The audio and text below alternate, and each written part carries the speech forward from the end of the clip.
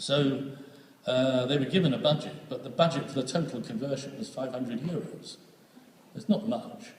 And they wanted better furniture, and they wanted an interactive table, and a whole lot of stuff, all of which they've got, but they came out way under their €500 budget. So they were pretty clever about it. They've stolen things, plants. That's what the classroom, the far end, they've done 2/3, the far end they haven't converted yet, so that's what the whole place looked like originally.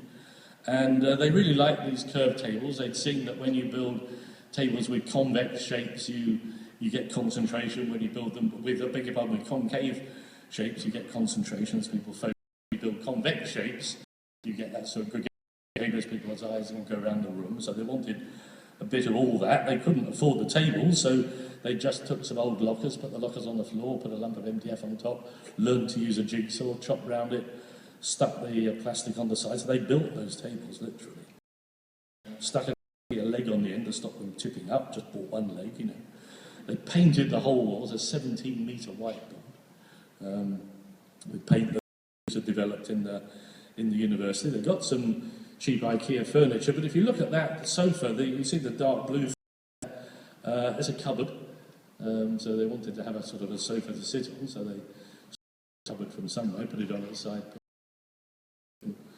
They spent a lot of time hanging up these bits of cloth to work out where they put them, to create but transparency and visibility, but also sound screen. It was a big research project. And, you know, it all worked out pretty well. There's little bubbles on the wall you can write on. They've got a sort of cosy comfort reading space at the end. They've got, it's just a good space. And they got their interactive table, all in budget. It will flip. How did they do that? Well, they took a felt tip pen apart. They put some infrared components in it. They put the projector on the ceiling, twiddled it through 90 degrees, and stuck a Wii controller on the side of it, and just hacked the Wii controller. So as they used their pen on the table, it was talking to the Wii controller. They had an interactive table, which they think is really cute. And what's been astonishing about this really has been the power of it. It has been so amazingly effective. Look, here's Michael, the classroom teacher, talking a little bit about what it's been like for him to be a teacher in this space. We got some volume here.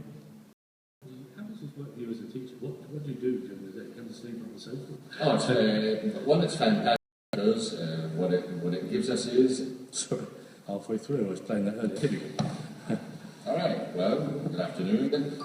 My name is Michael Van Asten. I'm a 7th grade leader, and also the coordinator of our project, which was previously known as the project. Our group of students have come together and they've fused fun learning and our space to come up with the fun learning space. So now our project is called the Fun Learning Space Project. Stephen was quite happy that we've given it our name. I'd like to reflect a bit about the process, being that we are 2/3 of the way through the redesigning of this class space, and reflect back to one of the first conversations that we had with Stephen, and say that he was right. We need to trust the students from the get-go. For teachers, that... I won't play the rest of it, you can find it on my website. But absolutely, it took them a year to realise you really do have to trust the kids. Not to say to the kids what you want, just what would you like in your classroom, but to trust them to do, trust them to do the reflective practice, to trust them to do the bravest things. Look, here's what the kids in Catalonia did, by the way, in Barcelona. They had even less money, so they thought, I'll tell you what, we'll build a mock classroom. So here's their classroom. Look, they've got light control, they can change the mood of the classroom space. But it's a mixture of cardboard furniture. And they said, look, we know what our classroom wants to be like. We've done the research, we've modelled it. These are both schools, primary age kids. And you can see they've built something pretty engaging. The research is detailed. Each group is feeding back on what they've learned. They wanted a cave. I'd read all that stuff from Prakash Nair about caves and intimacy. They'd seen how powerful those little three-sided spaces are in so many classrooms, so they just built one out of chicken wire and papier-mâché as a placeholder. And they loved the idea of a table that came apart, a bit like sort of segments they painted the chairs to match the segments on the table so they could think harder. The whole thing was built around how do we learn together? What are the groupings? What are the collaborations? What are the collegialities and mutualities? And they built the most extraordinary classroom out of papier-mâché, really.